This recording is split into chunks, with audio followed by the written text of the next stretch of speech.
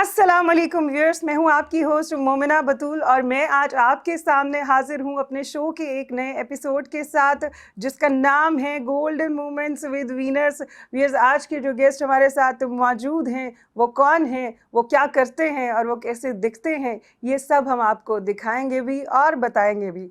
लेकिन सबसे पहले आप जाकर उनका प्रोफाइल देखिए।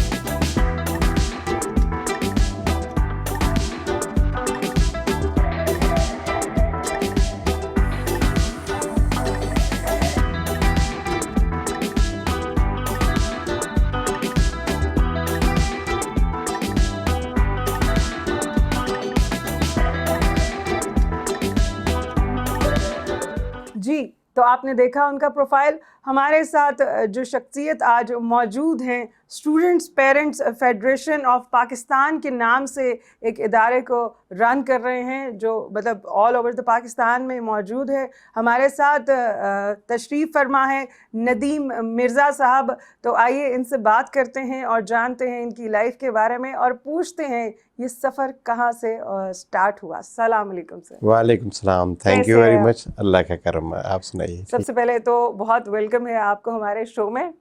आपका भी शुक्रिया कि आपने मुझे इस प्रोग्राम में मदऊ किया। अरे अच्छा, मुझे ये बताए students parents federation of Pakistan ये किस किस्म का इदारा है, इसमें क्या काम होता है? देखें, इसमें जो सबसे बड़ी सूरत हाल ये थी कि पहले जब पाकिस्तान बना तो स्कूल्स जो थे वो लोग रफ़ाई इदारे के तौर पर प्राइवेट स्कूल्स चलाते थे। सही सही। और सरकारी स्कूलों की तालीम बहुत अच्छी थी। बिल्कुल ऐसे ही है। पिछले 30 साल से ये कमर्शलाइज होना शुरू हो गया। अच्छा। और पेरेंट्स को जो है वो तालीम देना तो हुकूमत की जिम्मेदारी है।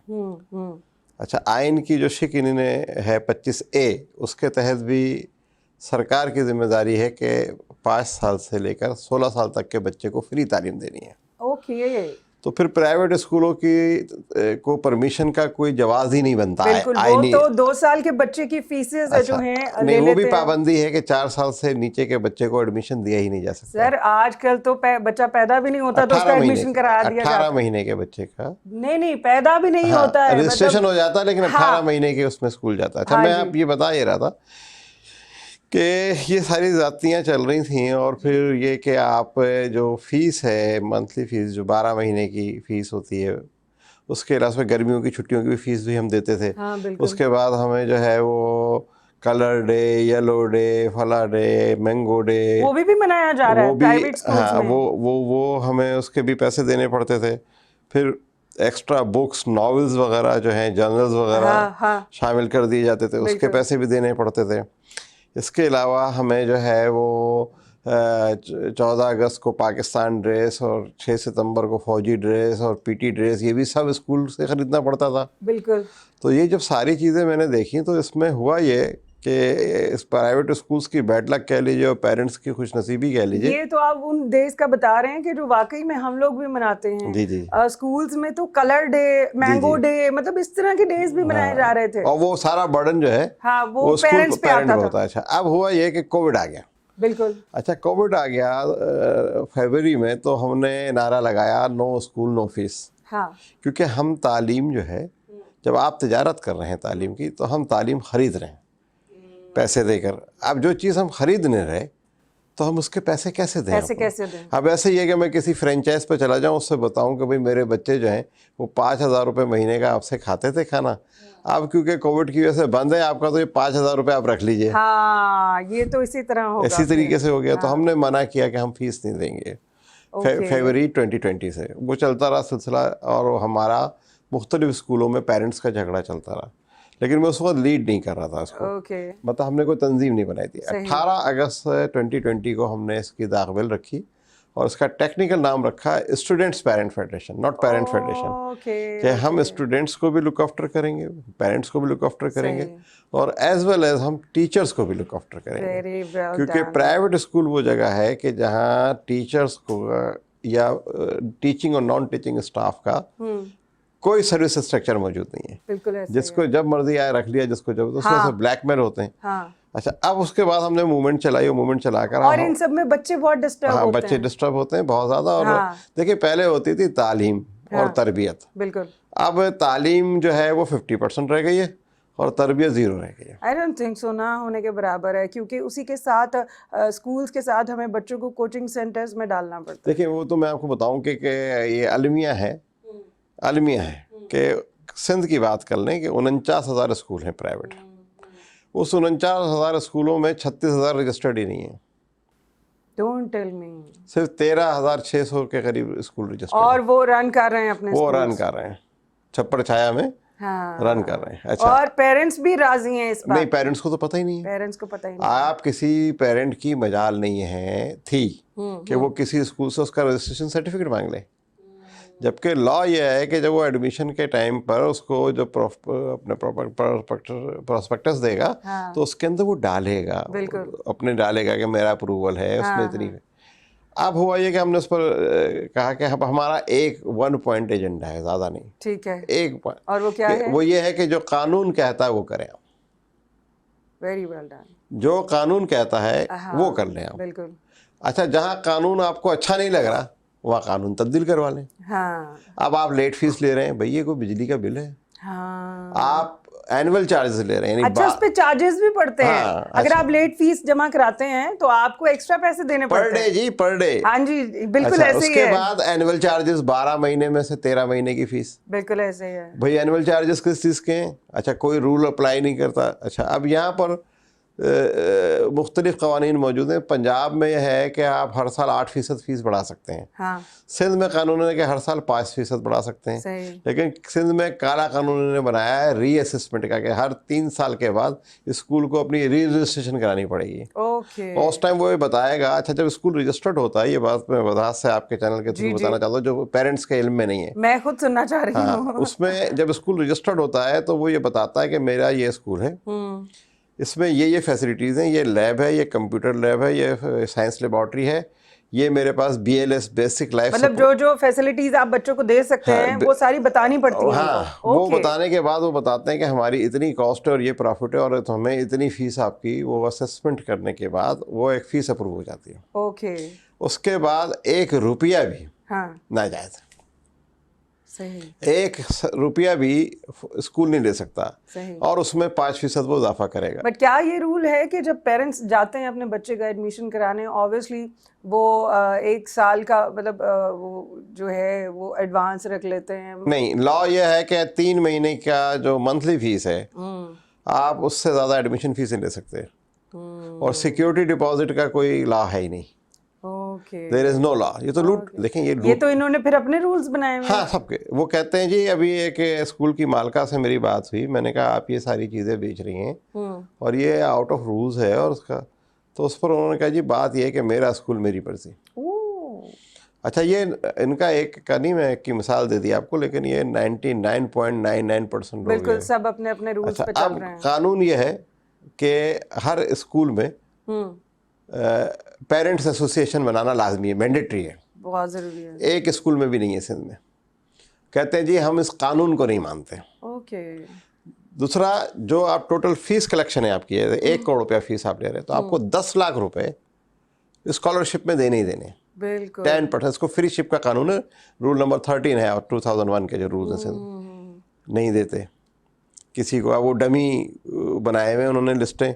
हमने कहा जी इसको आप अवेजा करें, आप इसको नोटिस बोर्ड पर लगाएं। बिल्कुल। अच्छा, बहरहाल हम उस पर एहतजाज करते रहे। हमने प्रेस कॉन्फ्रेंस की, तो नहीं इसका कुछ फ़ायदा हुआ? जी फ़ायदा, वही बताने जा रहा हूँ। उस पर हमने एहतजाज किया, स्कूलों के बाहर मुजाहरे किए। प्रेस क्लब पर, कराची प्रेस क्लब पर 3 मुजाहरे किए, 8-9 प्रेस कॉन्फ्रेंसेस की।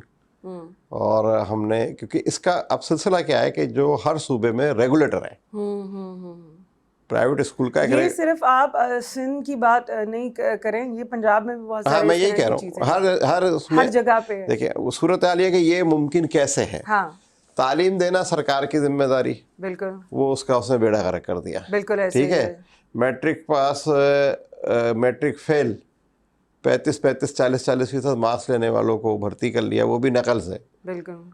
अब हमारे मुल्क का अलमिया यह है कि प्राइमरी टीचर को प्राइमरी की स्पेलिंग नहीं आती और सेकेंडरी टीचर को सेकेंडरी की स्पेलिंग नहीं आती। That's really true। और ये भी मैंने देखा है कि सरकारी स्कूलों में बच्चियों से सफाइयां कराई जाती हैं और घर की सब्जियां बनवाई जाती हैं। उधर के जो स्वीपर है ना, वो इलेक्टेबल्स के और ब्यूरोक्रेट्स के घर पर काम कर रहे होते हैं। अच्छा, मतलब वो अपना कमा रहे होते हैं। हाँ, अब देखें ये 1167 पार्लियामेंटेरियन है इस मुल्क में और 1167 पार्लियामेंटेरियन में से 70% के अपने स्कूल हैं। वो इस धंधे में आ गए हैं। कारोबार नहीं कहूँगा मैं, ये धंधा हो गया है। अच्छा, आप बड़े बड़े लोग जो हैं, बहुत सारे नाम में लिए जा सकते हैं लेकिन मैं लूँगा नहीं। अच्छा, अब या तो उन्होंने स्कूल्स बना लिए हैं, अब स्कूल्स में अपनी सारी चीज़ों को कवर करने के लिए उन्होंने मीडिया हाउसेस बना लिए हैं। जो हाँ, जो आप चैनल्स देख रहे हैं बहुत सारे, उसमें से बहुत सारे लोग जो हैं वो स्कूल मालकान, कॉलेज मालकान है, यूनिवर्सिटी मालकान है। ओके। अच्छा, अब वो ज़ाहिर है मीडिया की ताकि हुकूमत हमारे सिलसिले में कोई कार्रवाई ना करे। जब हमने ये किया तो हमने मुजाहरे किए, सब कुछ किया, थानों में जाकर बैठे। अच्छा। पुलिस आई, वो कहेंगे भाई ये कौन जो हमारी रियासत को चैलेंज कर रहा है, ये कौन, नदीम मिर्जा कौन है।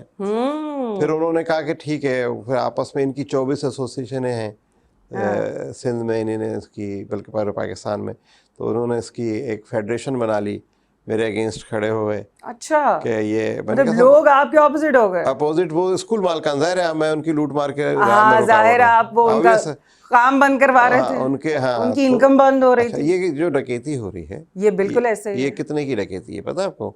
ये 25 खरब रुपए की। ओह गॉड। अब उनके 25 खरब रुपए के ऊपर एक आदमी खड़ा हो गया मोर्चा लेकर, बिल्कुल, तो उसके तो उनको तकलीफ देता। अच्छा, उन्होंने फिर आपस में ये कहा कि मैनेज कर लेते हैं नदीम मिर्जा को। अच्छा, हाँ, मतलब नेगोशिएशन कर लेते हैं, बातचीत करके मसला खत्म कर लेते हैं। अच्छा, मैं मैनेज भी नहीं हुआ।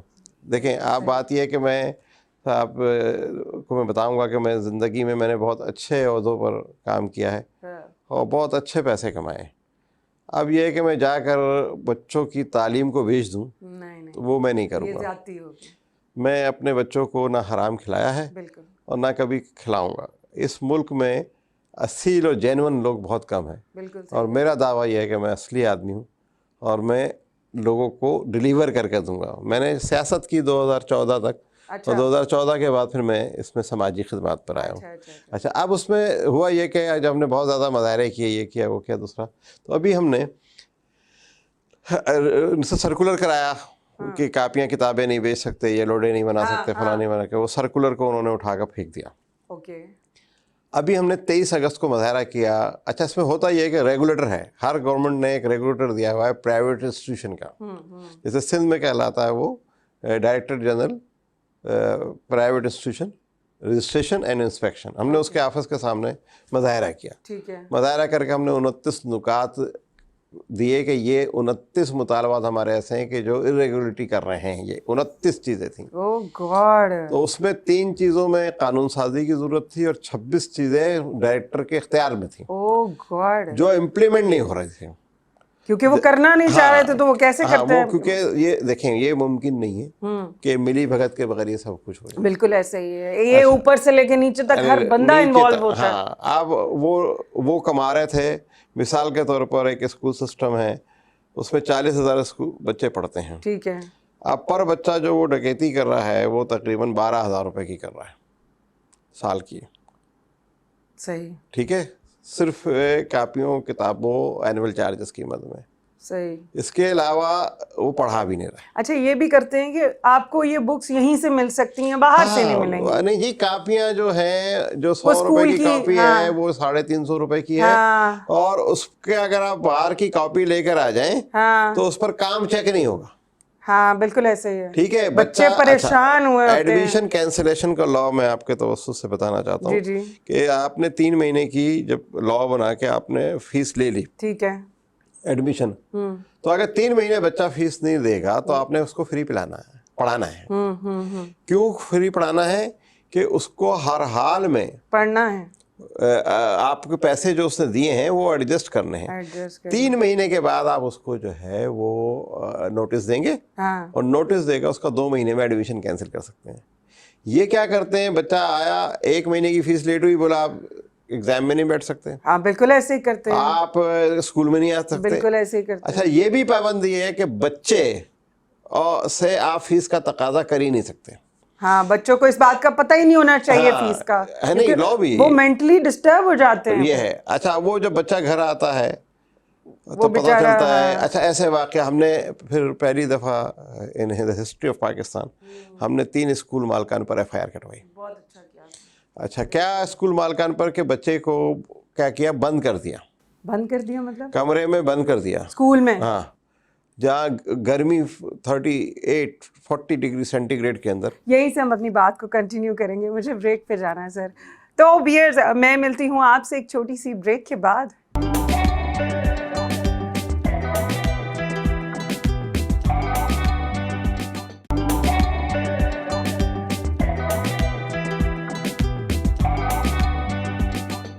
वेलकम बैक वियर्स, हम आ गए हैं ब्रेक से वापस और चलते हैं नदीम मिर्ज़ा साहब की तरफ। और बड़ी अच्छी इन्फॉर्मेशन दे रहे हैं सर आप, और मेरा नहीं ख्याल कि इस तरह की बातें मैंने कभी किसी के मुंह से सुनी भी होंगी। आप बात बता रहे थे कि बच्चे को जो है रूम में बंद कर दिया था टीचर्स। बच्चे को रूम में बंद कर दिया, उसका बस्ता छीन लिया और बताया कि जो बच्चा फीस से देगा हम उसका बस्ता छीन के उसको रूम में बंद कर देंगे। और वो 38 डिग्री सेंटीग्रेड के अंदर बच्ची जो है वो गर्मी में एक स्कूल वालों ने जो है वो वालिदैन ने महीने की 7 तारीख तक फीस नहीं दी। 7 तारीख का वादा था। और वो उसको फिर वालिद को मारा जब उसकी बच्ची ने रेजिस्ट किया। छोटी बच्ची थी, 6ठी 7ठी 5वीं 6ठी क्लास की, उसको लाते मारी और आखिर में आकर उसको मारते हुए बाहर लेकर आ गए और आकर उसकी गाड़ी पर भी लाते मारी। तीसरे स्कूल के अंदर 3 FIR है हमने कराची में, 3 स्कूलों के मालकान पर कटवाई। तीसरी FIR में जो PN वगैरह थे वो बच्चों को अब्यूज़ करते थे। हाँ, ये देखें नॉर्मल केस है। अभी इस वक्त सूरत हाल ये है।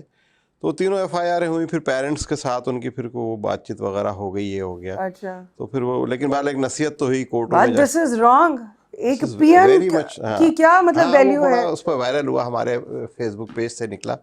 अब उसके बाद अब जो सूरत हाल है जो इंतहाई अलार्मिंग है। नंबर 1, आप पैसे पूरे ले रहे हैं, हाँ, पढ़ाई आधी कर रहे हैं। कोई इन बड़े बड़े स्कूल जो हैं, सिस्टम्स जो कहलाते हैं, हाँ, वो 60% से ज़्यादा कोर्स नहीं पढ़ा रहे। सही।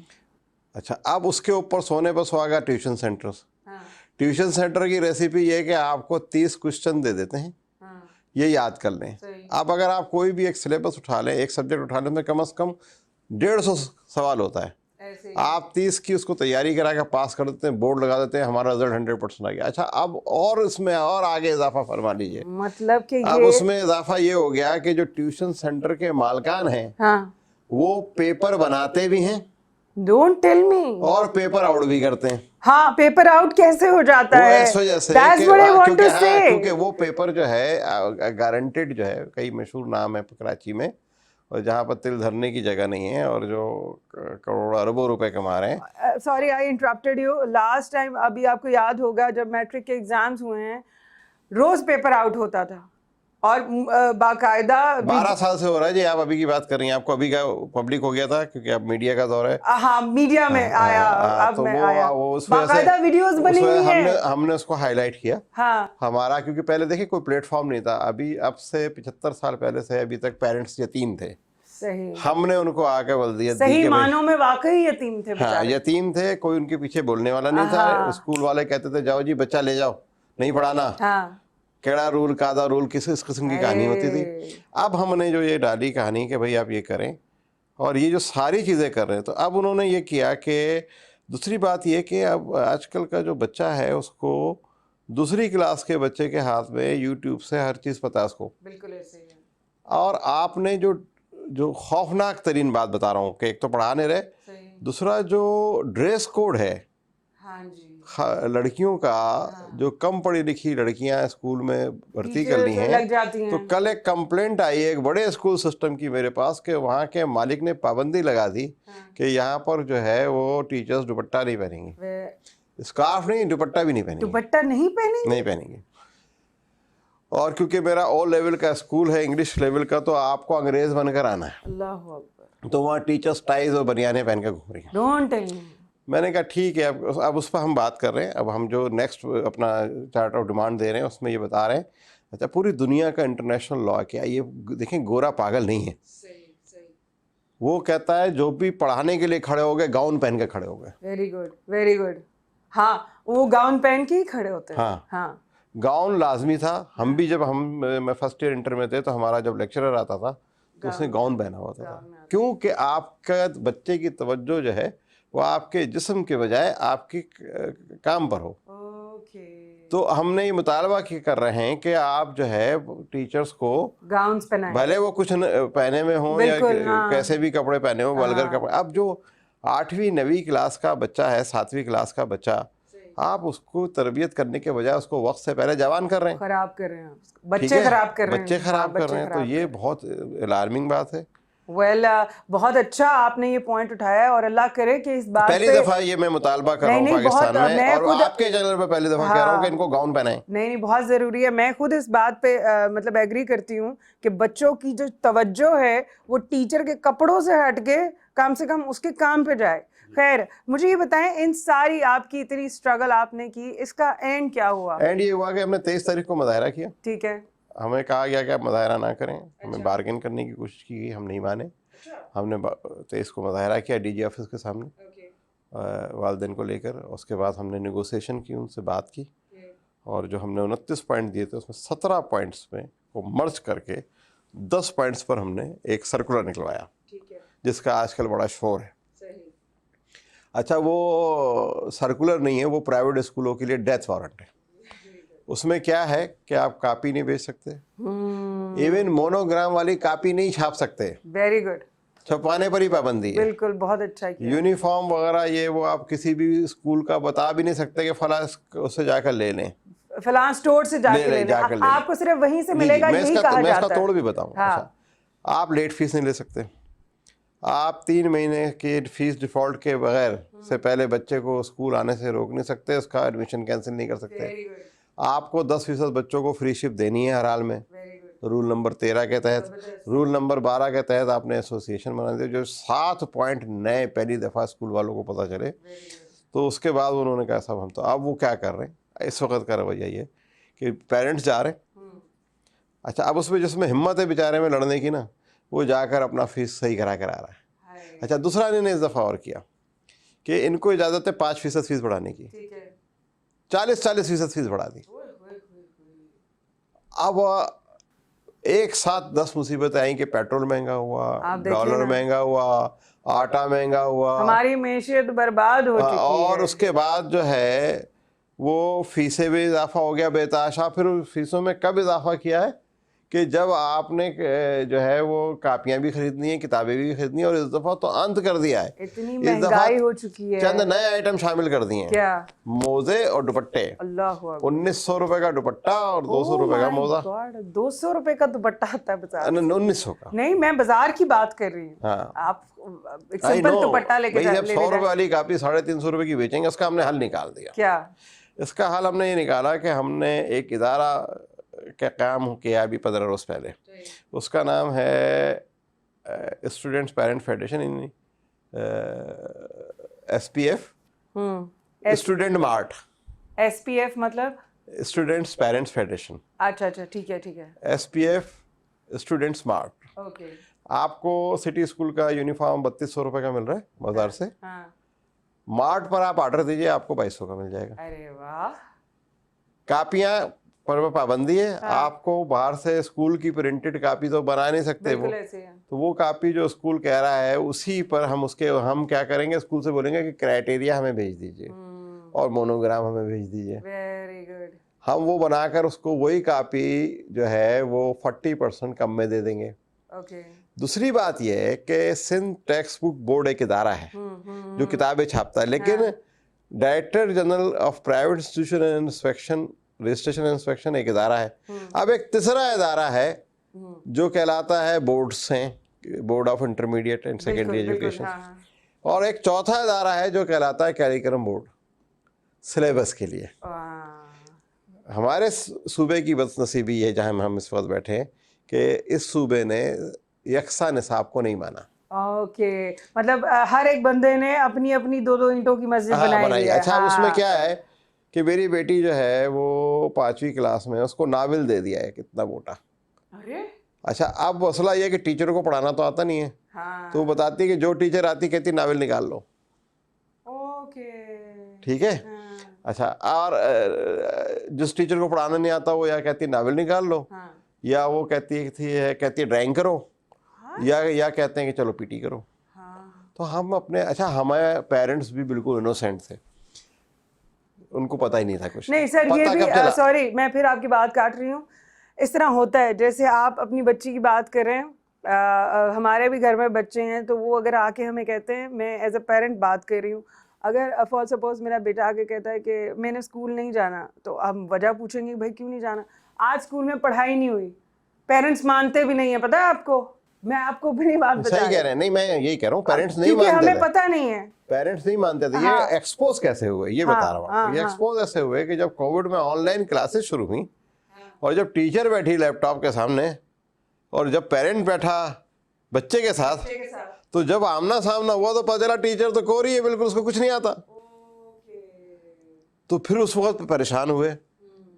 तो फिर वो पता चला कि भाई ये तो जो टीचर्स रखे हैं ये कॉम्पिटेंट ही नहीं है। अच्छा, हम क्या करते थे कि बच्चा ये, क्योंकि ये मामला सारे खवातीन डील करती हैं। सही सही, ठीक है ना, ये निज़ाम सारा खवातीन चला, बिल्कुल ऐसे ही है। मर्द हजरात तो आकर के वो कहती फीस दे दो, बीबी बस ऐसे ही है, वो इन्वॉल्व नहीं होते। इस दफा मर्द भी घर में थे। उन्होंने जो देखा यार ये क्या हो रहा है। अच्छा, अब आप ये देखिए कि बच्चे की जब असेसमेंट आ रही है 98.7, 97.5। अब एक बच्ची से, मेरे दोस्त की बेटी थी, उसकी क्लास वो फर्स्ट में, उसकी आई 98.2। तो बड़ा फख्र आया, मिठाई लेकर आया। मैंने कहा बच्ची को भी लाना मिठाई के साथ। वो जब आई तो मैंने कहा बेटा पूरी ABCD सुनाओ। ओके, और 200 तक गिनती सुनाओ, नहीं आती थी उसको। Don't tell me. हाँ, अच्छा, अब बच्चा पास कर दिया बच्चा। अच्छा, नहीं, मैं फिर कहता हूँ ना कि प्राइवेट स्कूल वो जगह है जहाँ बच्चों को कूटा जाता है, वालिदैन को लूटा जाता है, और कोई बच्चा फेल नहीं होता। हमारे ज़माने में जब हम सरकारी स्कूल में पढ़ते तो बच्चे फेल होते, या फेल नहीं होता, क्योंकि अभी ऐसा हुआ है, अभी रिसेंटली 4 दिन पहले केस आया है कि दूसरी क्लास में बच्चा पास हुआ कोविड की वजह से बगैर एग्जाम के, तीसरी में बीमार हो गया, उसको पास करके चौथी में डाल दिया। अब उसकी माँ कह रही है कि साहब वो तीसरी में पास किया आपने, वो बीमार था, तो 10 और बच्चों ने भी एग्ज़ाम नहीं दिया, उनको 80% मार्क्स दिए, मेरे बच्चे को मार्क्स क्यों नहीं दिए। अच्छा, अब ये एक अजीब सूरत हाल हो गई कि हम किस तरफ जा रहे हैं, हम कहाँ जा रहे हैं कि इस वक्त 95% ऑफ स्कॉलरशिप्स जो हैं, फॉरेन स्कॉलरशिप्स, वो इंडियंस और बांग्लादेश लेके जा रहा है। और हम जो है वो बैठे हुए हैं प्राइवेट स्कूल के झांसे में आकर।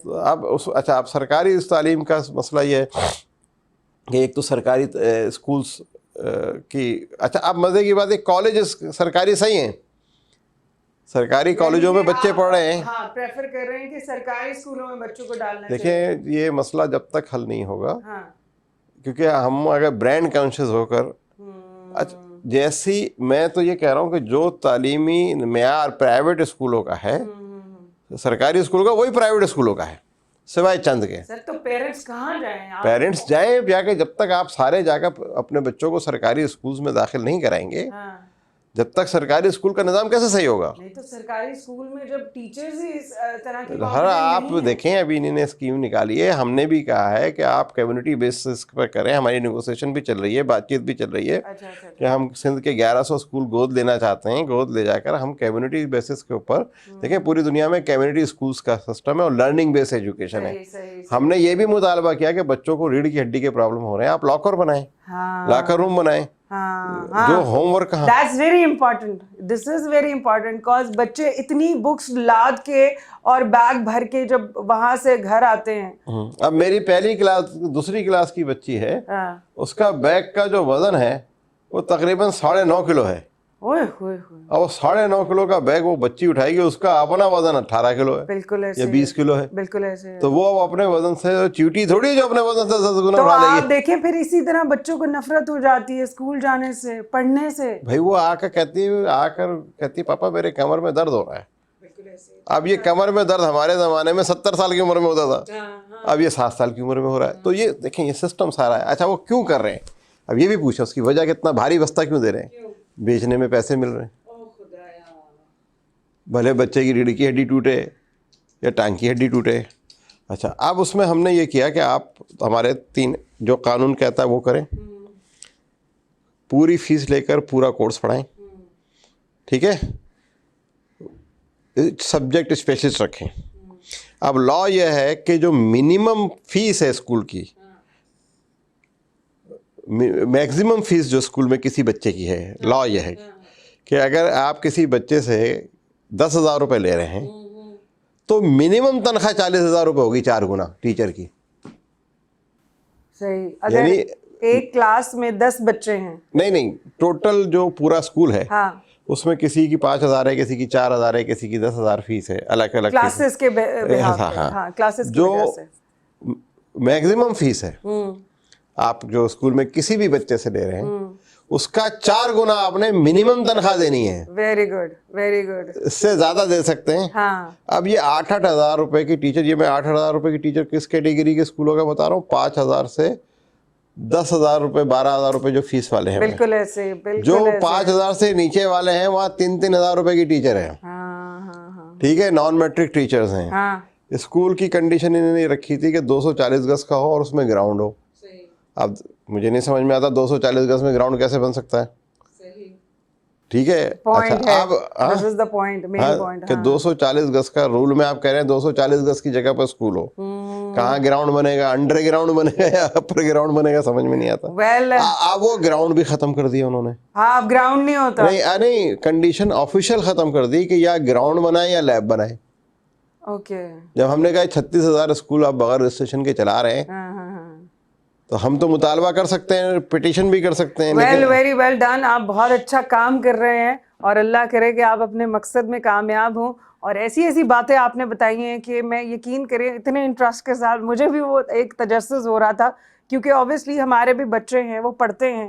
हर आदमी पेरेंट है, हर पेरेंट जो है वो कंसर्न है अपने बच्चों के लिए। तो अभी ब्रेक पे चलते हैं, फिर वापस आके कंटिन्यू करते हैं। तो भी ऐसा मिलते हैं आपसे एक छोटी सी ब्रेक के बाद।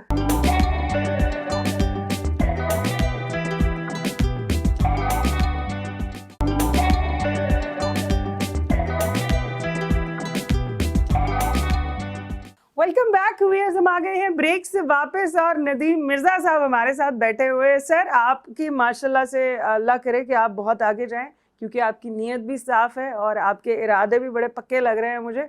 और कितने आपके जो है इसमें इदारे आपने बनाए हैं? देखिए, हमने इसमें SPF जो है student parent federation book bank बनाया है, SPF फाउंडेशन बनाई है। बुक बैंक जो है वो आप हमारे पुराने कोर्स की किताबें जो है रद्दी में बेचने के बजाय हमें दे दीजिए, हम मुस्तक बच्चों को दे देंगे। जो फाउंडेशन है वो उसमें हम स्कीम हमने निकाली है अडॉप्ट ए चाइल्ड एजुकेशन, जिसमें पैसे हम फाउंडेशन कोई भी नहीं लेगी, जो ज़रूरतमंद पेरेंट होगा वो हम डोनर के हवाले कर देंगे कि वो उसकी फीस जमा कराते रहे। मतलब ये इतना नेक काम कर रहे हैं आप, आपको पता पढ़ है? जाए बच्चा। इस वक्त देखें 40 लाख बच्चा सिस्टम में इन होता है, सही एजुकेशन सिस्टम में, और बहुत सारे बच्चे रह जाते हैं कि किस वजह से कि पेरेंट्स के पास किताबें खरीदने के पैसे मैं कह रहा हूँ जो मैट्रिक बच्चे करते हैं उसमें से सिर्फ 7% बच्चे यूनिवर्सिटी एजुकेशन में जाते हैं। हम लोग जो है ना दूसरे खैराती काम कर रहे होते हैं, माजरत के साथ मैं उनकी मुखालफत नहीं कर रहा, लेकिन हमें सादा पैसे जो है वो एजुकेशन और हेल्थ पर खर्च करने चाहिए, तालीम को ज़्यादा फरोग इसके बाद देना हमने चाहिए। इदारा एक बनाया है कि आप स्कूल कापियाँ किताबें बेचने पर, स्कूलों पर तो पाबंदी है, उसको सर्कुलर भी निकल चुके, अब हम स्टूडेंट मार्ट बना रहे हैं।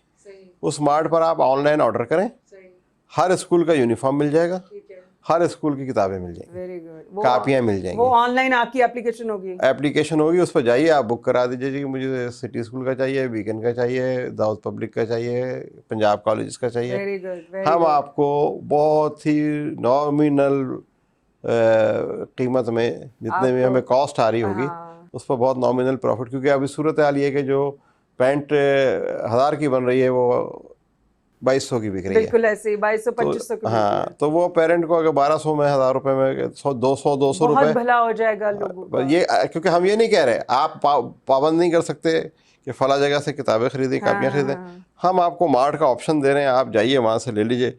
आपको पता होता है पूरे 2 महीने होते हैं बच्चे के पास सेशन शुरू होने में, हमें 1 हफ्ते का टाइम दे दीजिए, हम 1 हफ्ते में सारा पहुँचाया। फिर कुछ मुखिया हज़रात ने हमसे ये भी कहा है कि जो यूनिफॉर्म और किताबें खरीदेगा उसको आप बैग और कापियाँ हमारी तरफ से फ्री में दें। वेरी वेल डन, बहुत तो उससे बहुत सारे लोगों का भला हो जाएगा। हाँ, अगर कोई आदमी कहता है कि पुराना कोर्स हमें दे दें, पुराना कोर्स हम उधर से लें और जो फ्री की कापियाँ मुखैर हज़रात से लें, तो उसका भला हो जाएगा। अल्लाह आपको कामयाब करे। और नदीम साहब, बहुत अच्छा आपका ये जो आप लेके चले हैं अपना मकसद, आप को अल्लाह इंशाल्लाह कामयाब करेगा, क्योंकि पाकिस्तान जो है एक पढ़ा लिखा पाकिस्तान बन जाएगा। और अल्लाह करे कि नारे सब ने लगाए, अच्छा दे कोई नहीं पाया। आपने जो है कदम उठाया है, और इंशाल्लाह ताला मेरी दुआएं भी है और मेरी पूरी टीम की दुआएं आपके साथ हैं, क्योंकि ये एक ऐसा काम है कि जिसमें कदम उठाना एक बहुत बड़ी बात थी। मैं नहीं समझती हूँ, इतने सारे लोगों से आपने जो है टक्कर ली है, ऑब्वियसली इतने सारे स्कूल्स के सिस्टम्स बंद कर दिए हैं। It's not a small thing कि आपने अगलों के पैसे ही बंद कर दिए। फॉरेन फंडिंग बंद करवा दी, फॉरेन फंडिंग आपने बंद करा उनकी दी। पैसे लेते थे भारत। बिल्कुल, नहीं नहीं, सही किया आपने। वेल, शो को थोड़ा नॉर्मलाइज करते हैं। हमने तो बहुत कोशिश की कि हम आपकी तरफ आए, लेकिन आपने आने ही नहीं दिया अपनी तरफ। आप बड़े चालाक हैं, हम भी आ ही गए आपकी तरफ। चले स्टार्ट करते हैं माशाल्लाह से। शादी आपकी लव मैरिज हुई या अरेंज मैरिज? मेरी 2 शादियां हुई हैं, दोनों लव मैरिज। दोनों लव मैरिज हुई है। यहाँ पे लोगों को एक नहीं मिलती है, आपको दोनों कैसे मिल गई? नसीब की बात। बिल्कुल ऐसी बात है, लगता है आपकी किस्मत बहुत अच्छी है। मैं तो कहता हूँ ना कि वो आपने शेर सुना होगा कि 100 बार कर चुका है तो इम्तिहान हमारा, तो मैं कहता हूँ 2 बार कर चुका है तो इम्तिहान हमारा। वेल, ये भी बहुत बड़ी बात है कि आप जो है हमारे शो पे बैठ के इस बात का कन्फेशन कह रहे हैं कि आपकी 2 शादियाँ, वरना लोग तो यहाँ पे आते हैं तो एक का भी नहीं बता रहे होते। डोंट टेल, शादी का जिक्र नहीं करना। सीरियसली मेरे कुछ गेस्ट ऐसे भी आते हैं। खैर, एनीवेज, पहली जो शादी थी आपकी कब हुई?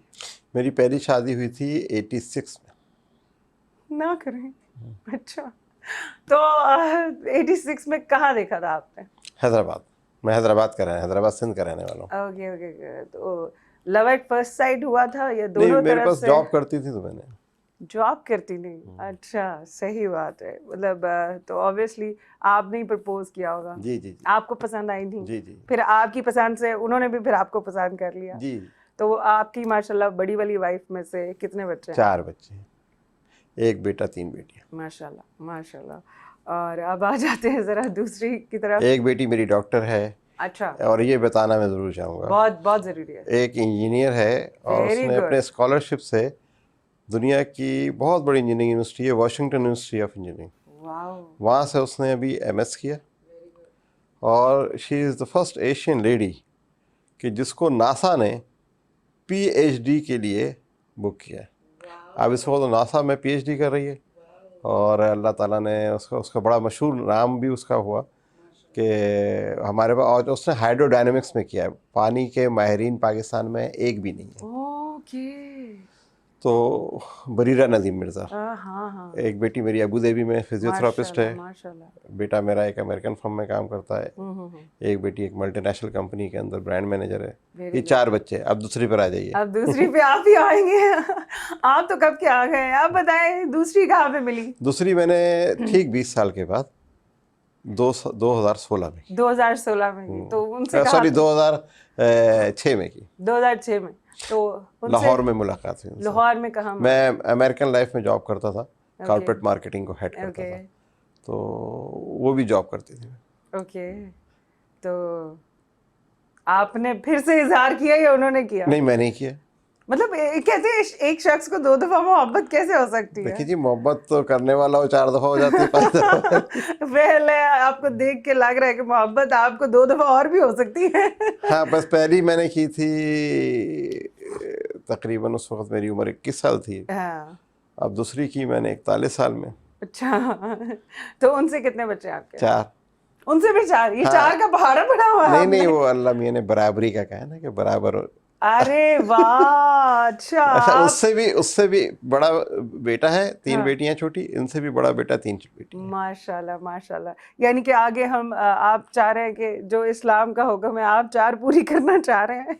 नहीं, मुझसे पूछते हैं लोग कि ये कि कहाँ हैं, पहली बीवी के पास है या दूसरी बड़ी बेगम के पास, छोटी बेगम के पास, तो मैं जवाब देता हूँ आखिरी बेगम के पास। यानी कि अब अभी तीसरी आ रही है? नहीं, अब ये आखिरी हो गई ना, इस वजह से कि जो मैंने असाइनमेंट उठाए हैं तो ये मैं 5 सेक्टर में काम करना चाह रहा हूँ। एजुकेशन पे, इलेक्ट्रिक कंज्यूमर्स पर, वाटर कंज्यूमर्स पर, हेल्थ पर और कंज्यूमर्स के ऊपर। और इस बात की क्या गारंटी है कि आपको तीसरी दफा मोहब्बत नहीं हो सकती किसी से? नहीं, गारंटी तो मोहब्बत हो सकता हुई भी हो, लेकिन शादी नहीं करें। well, देख रही है, आप सुन रही है, इन पे नजर रखा करें, इनका ख्याल रखा करें। खैर एनीवेज, अब दोनों वैसे भी मैं आपको बताऊं, कॉम्प्लीमेंट्स हैं। आपका भी मेरा ख्याल है ताल्लुक लाहौर से, कि आप दूसरी शादी अगर लाहौर में कर लेंगे तो फिर आप तीसरी शादी करने जोगे रहते नहीं। Yes this is the speciality of Laureus. वो आगे लाहौरी जाने खातून के साथ शादी करने के बाद आप कभी भी तीसरी शादी कर, क्योंकि वो आपको हिलने नहीं देती, कंप्रोमाइज नहीं करती। ना ना ना किसी कीमत पे भी नहीं। खैर अब ये आप मुझसे इतने सवालात कर रही हैं, अब जब मेरी घर जाकर पिटाई होगी फिर नहीं नहीं नहीं नहीं, मैं इनसे रिक्वेस्ट करूंगी कि आप कुछ ना कहें, क्योंकि आप जो है बहुत सच्चे इंसान हैं, वरना यहाँ पे लोग आके नहीं बात करते हैं इस बारे में। And I am so happy कि आपने माशाल्लाह से इस बारे में बात करना पसंद किया है। तो मुझे बताइए, माशाल्लाह दोनों वाइफ है आपकी, मैं क्या पूछूँ आपसे। अच्छा, बड़ी वाली जो वाइफ है उनको आपके साथ कितना अर्सा हो गया है? शादी को कितना अर्सा हो गया? शादी को तकरीबन ये समझ लीजिए कि 86 से 36 साल हो गए। 36 ईयर्स हो गए। वो अमेरिका में है बेटी के साथ। अच्छा वो अमेरिका में है, तभी आप यहाँ पे बड़े सुकून से हैं। देखें, सुकून तो बंदे से, अगर आप अच्छे मैनेजर हैं ना और आप तरीके से चल रहे हैं, बिल्कुल। आदमी जब भी फंसता है ना, वो अपने झूठ से फंसता है, मिसमैनेजमेंट से फंसता है। झूठ से फंसता है। अच्छा, आपने कभी झूठ नहीं बोला? हमने, हमें जरूरत नहीं है। हाँ, जरूरत नहीं पड़ी वाकई में। झूठ, हाँ, अच्छा, हम लोग खामखा में झूठ बोलते हैं। हाँ हाँ, बिला वजह। बिला वजह। हाँ, हालांकि आप सच बता दो, सच बता दो तो बंदे को सच के बाद मैंने उसको मैं मतलब कोई भी बात मुझसे कोई पूछता है कि कहाँ हो, तो बजाय मैं उसको झूठ बताने के मैं उससे पूछता हूँ, भाई आपने मेरा क्या करना है, आप अपना पर्पस बताओ कि आप मुझसे क्यों पूछ रहे हो, मैं आपको अपनी लोकेशन क्यों बताऊँ। तो मैं उससे सच बोल देता हूँ। कहते हैं ये नदीम मिर्ज़ा जो है वो रूड बात करता है। भाई रूड बात नहीं कर रहा, आप मुझसे सवाल गलत करेंगे तो मैं जवाब क्या दूंगा आपको। कि मैं कहाँ, तो आप जेन्युइन, हाँ, आप जेन्युइन आदमी हैं। अगर आप असली आदमी हैं तो आप सच्ची बात करेंगे, और अगर आप असली आदमी नहीं हैं, आपने सक्सेस आपकी जाली है, तो आप मुझे मैनेज करने की कोशिश करते हैं और मतलब इतनी हैवी ऑफर्स करते हैं। तो मैं उस पर एक ही बात कहता हूँ कि भाई मेरे अब बच्चे जो हैं, बड़े बच्चे सारे प्रोफेशनल लाइफ में चले गए और उनकी जो इनकम है वो मिलियंस में है, और मेरा खर्चा जो है वो है ही नहीं कुछ। तो मैं क्या करूँगा, मुझे बताइए कि मैं उस पैसे का क्या करूँगा कि जो मेरे इस वक्त तो काम में अल्लाह मियां ने मुझे सब कुछ दिया हुआ है।